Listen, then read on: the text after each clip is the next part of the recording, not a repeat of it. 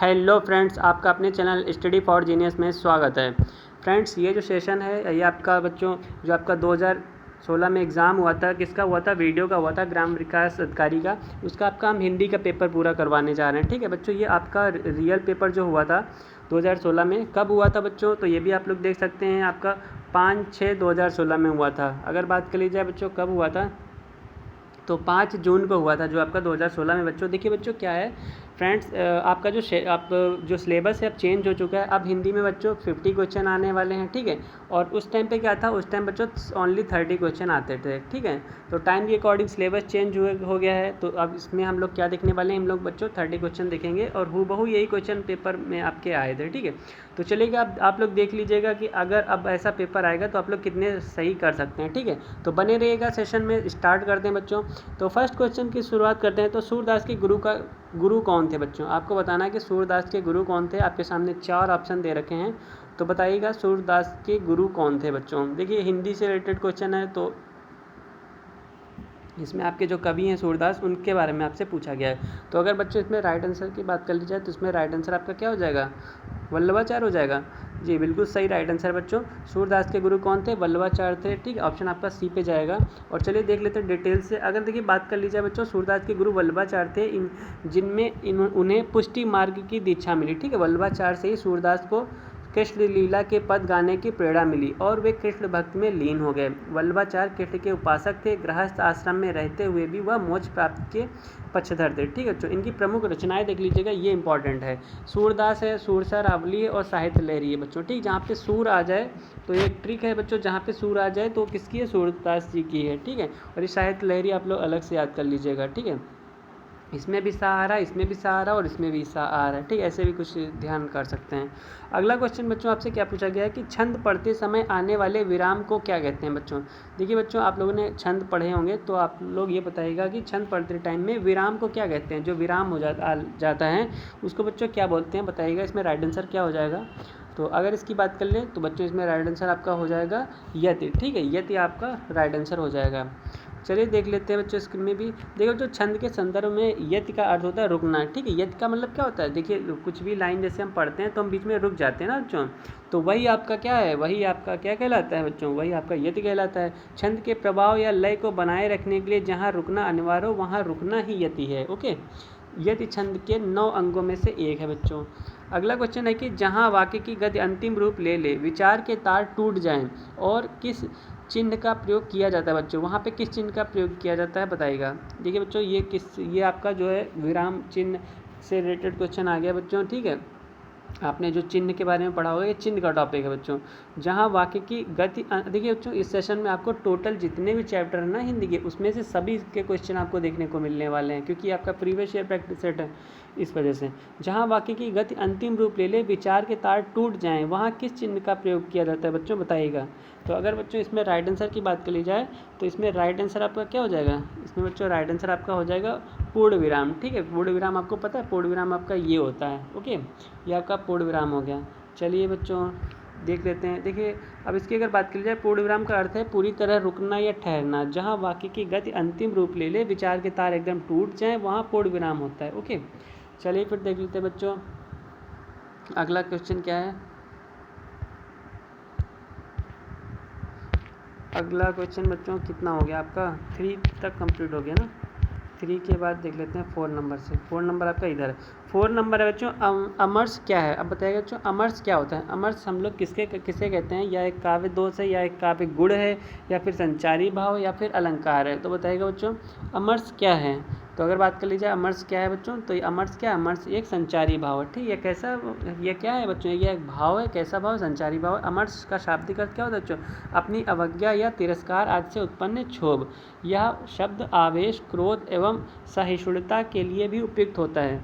ठीक है बच्चों, चलिए फिर नेक्स्ट क्वेश्चन देख लेते हैं। कबीरदास की भाषा कौन सी थी? अरे ये तो सभी को पता होना चाहिए बच्चों। कबीरदास की भाषा कौन सी थी? तो बिल्कुल सही है बच्चों, क्या थी? सदुक्कड़ी थी। ठीक है, और इनका जन्म कहाँ हुआ था? मगहर में हुआ था, है ना। देखिए बच्चों, क्या है कि भक्ति आंदोलन के प्रभावशाली संत, महान समाज सुधारक एवं निर्गुण ब्रह्म के उपासक कबीर ने अपनी रचनाओं में सदुक्कड़ी भाषा का प्रयोग किया है, जिसमें ब्रज, अवधी, पंजाबी, राजस्थानी, फारसी आदि अनेक बोलियों और भाषाओं का मिश्रण पाया जाता है। ठीक है, अगला क्वेश्चन बच्चों आपसे पूछा गया कि द्रौपदी का चीर का अर्थ है। देखिए बच्चों, आपसे कुछ आपको एक लाइन दे दी जाती है, उसमें आपके अर्थ पूछा जाता है। तो द्रौपदी का चीर का अर्थ है, तो इसमें राइट आंसर क्या हो जाएगा बताइएगा बच्चों, प्यारे बच्चों बताइएगा इसमें राइट आंसर क्या हो जाएगा। द्रौपदी का चीर का मतलब हो जाएगा बच्चों कभी समाप्त ना होना। ठीक है, आपको पता ही है बच्चों द्रौपदी के चीर में क्या हुआ था, साड़ी क्या है खिंचती ही चली गई थी, ख़त्म ही नहीं हो रही थी, है ना। तो हिंदी में कुछ ऐसे मुहावरे प्रयुक्त होते हैं जिनका संबंध प्राचीन, पौराणिक अथवा ऐतिहासिक गाथाओं से है। ठीक है बच्चों, और बच्चों द्रौपदी का चीर एक ऐसे ही मुहावरा है जिसका अर्थ है कभी समाप्त ना होना। ठीक है, आपका 6 नंबर तक कंप्लीट हो गया बच्चों। 7 नंबर आपका इधर है। 7 नंबर आपसे कह रहा है कि कूप मंडूक होना का अर्थ है बच्चों, बताइएगा कूप मंडूक होना का अर्थ क्या है। कुएं में गिरना, मूर्ख होना, मात देना, सीमित ज्ञान या सीमित अनुभव होना।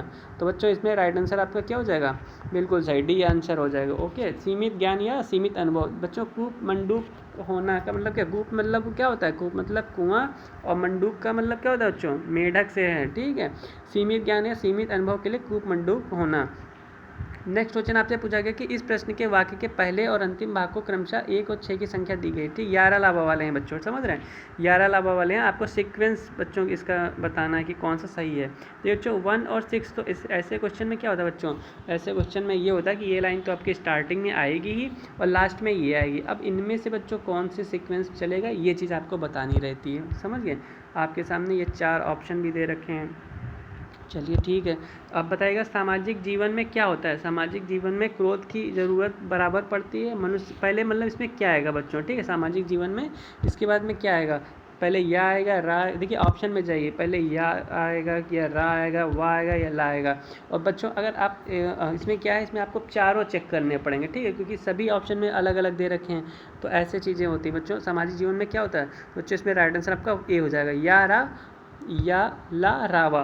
मतलब कि पहले आपका या आएगा बच्चों, सामाजिक जीवन में क्रोध की ज़रूरत बराबर पड़ती है। फिर क्या होता है, यदि क्रोध ना हो तो क्या होगा बच्चों, मनुष्य दूसरों के द्वारा पहुंचाए जाने वाले बहुत से बच्चों कष्टों की चिर निवृत्ति का उपाय ही ना कर सके। ठीक है, तो राइट आंसर बच्चों आपका ए हो जाएगा। इस टाइप से बच्चों किए जाते हैं।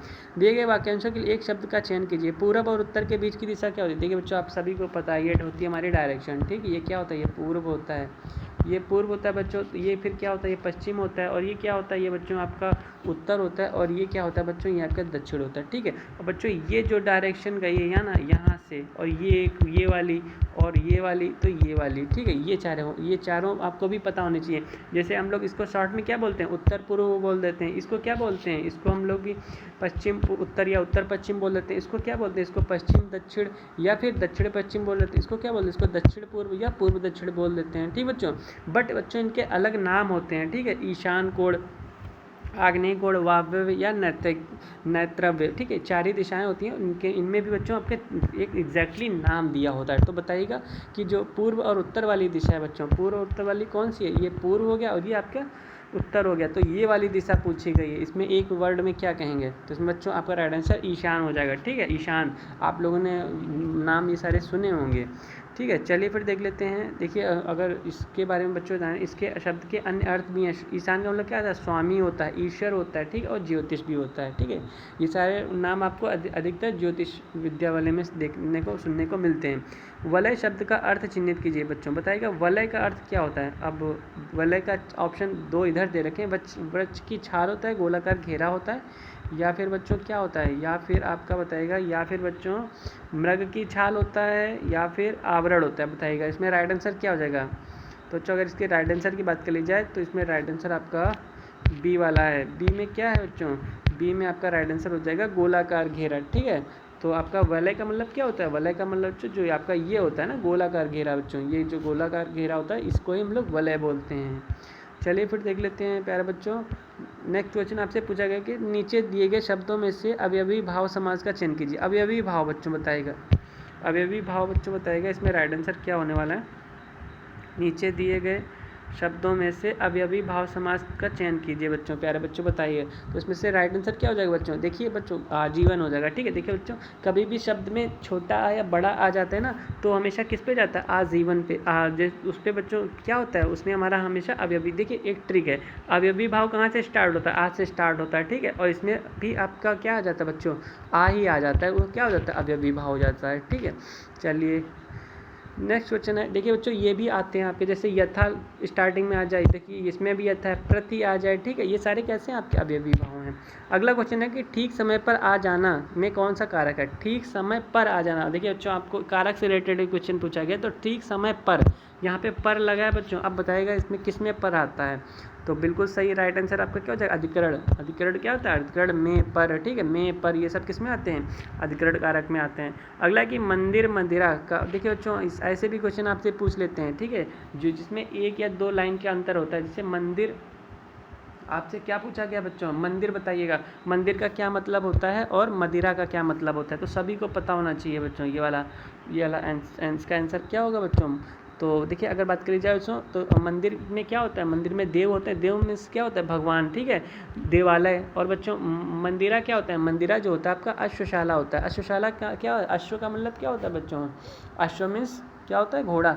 जहाँ पे घोड़ा वगैरह रखे जाते हैं ना, उसे मंदिरा बोलते हैं। ठीक है, चलिए देख लेते हैं बच्चों। अगला क्वेश्चन आपसे पूछ लिया गया है कि निम्नलिखित में से मिश्र वाक्य है। बच्चों देखिए, मिश्रा जी की, जहाँ पे बच्चों की, छोटा की वगैरह आ जाता है ना, अधिकतर वही राइट आंसर आपका होता है। ठीक है, चलिए निम्नलिखित में से मिश्र वाक्य है बच्चों, तो बताइएगा इसमें बच्चों क्या होगा? इसमें देखिए कामा लगा है, कामा वाला भी आपका किस पे जाता है? मिश्र पे जाता है। ज्यों ही वह घर से निकला वर्षा होने लगी। ठीक है बच्चों, तो इसमें कामा आ गया बच्चों। और एक चीज़ ध्यान दीजिएगा। ठीक, एक तो की आएगा, ये आपका कीवर्ड है बच्चों। ठीक, की आ जाए तो आपका मिश्रा हो जाएगा, मिश्र वाक्य हो जाएगा। ठीक है, और देखिए बच्चों आपने यहाँ पे थोड़ा गौर कीजिएगा, यहाँ पे क्या लिखा है? मिश्र लिखा है। ठीक है, मिश्र लिखा है, ऐसे लिखा है। और यहाँ पे ये वाली लाइन देख रहे हैं, ऐसा लग रहा है कि कामा लगा है इस टाइप से, और यहाँ पे भी क्या लगा है? कामा लगा है। तो जिस वाक्य में बच्चों कामा आ जाता है ना, उसमें क्या होता है? उसमें भी मिश्र वाक्य आपका होता है। ठीक है, चलिए नेक्स्ट क्वेश्चन आपसे पूछा गया कि कहाँ पे गया नेक्स्ट क्वेश्चन बच्चों? 15 नंबर इधर आई थी। 15 नंबर बच्चों आपसे पूछ लिया गया, ये कहाँ पे है?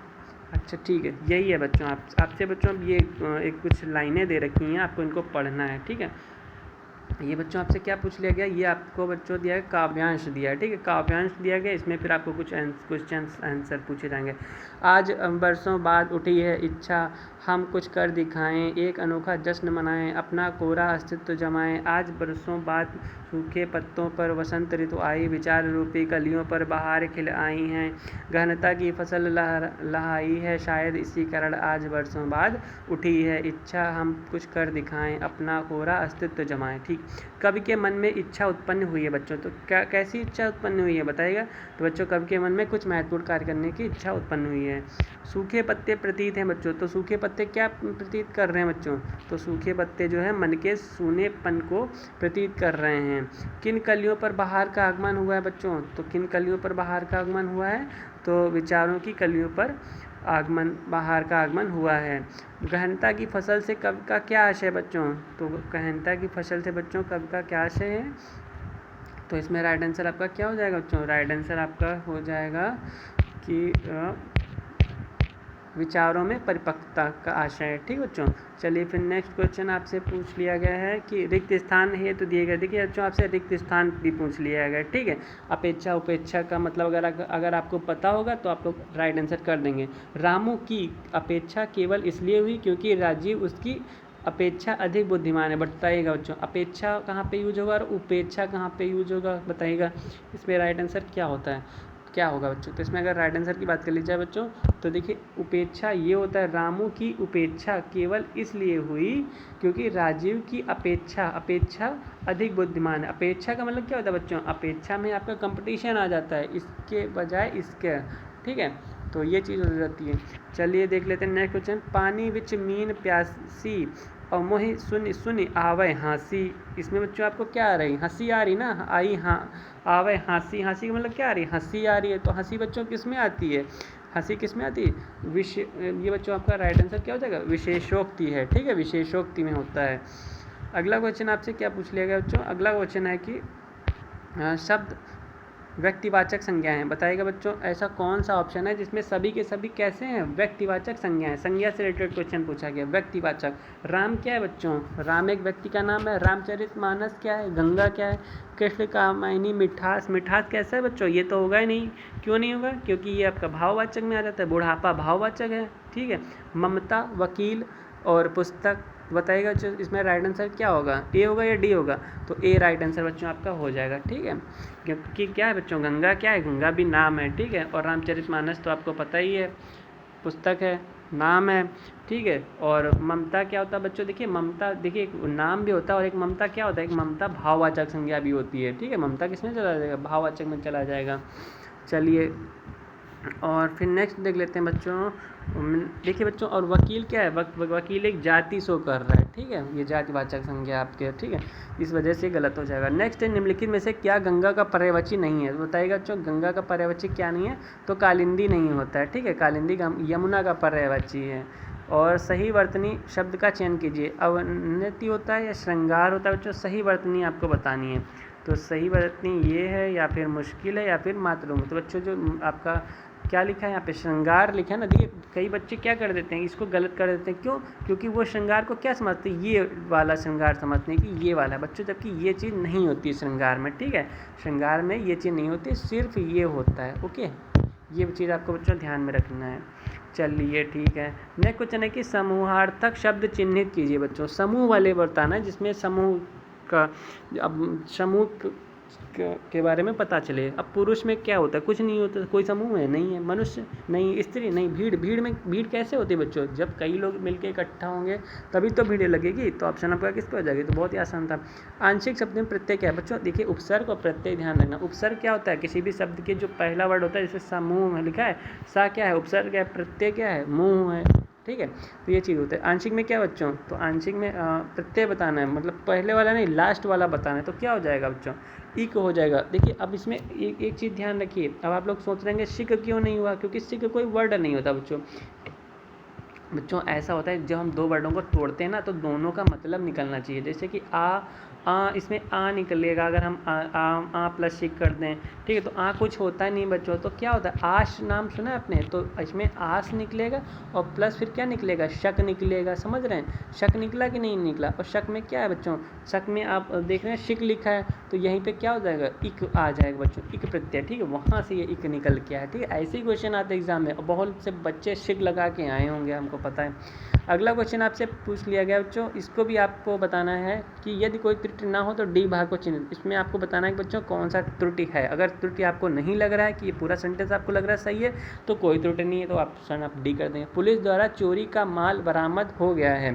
तो क्या आपको ये सेंटेंस सही लग रहा है, अगर आपको सही लग रहा है तो आप डी कर लगाएंगे। अगर आपको लग रहा है कि नहीं गलत लग रहा है, तो फिर किस में लग रहा है, ए बी सी में किस में लग रहा है, वो वाला आपको बताना है बच्चों। तो गलत इसमें राइट आंसर क्या हो जाएगा, पुलिस द्वारा चोरी।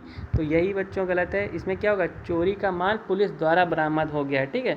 इसमें क्या कर, इसमें कह रहा है पुलिस द्वारा चोरी, तो पुलिस के द्वारा चोरी की जाती है क्या, नहीं, चोरी का माल पुलिस के द्वारा बरामद हो गया, ऐसा कुछ होना चाहिए।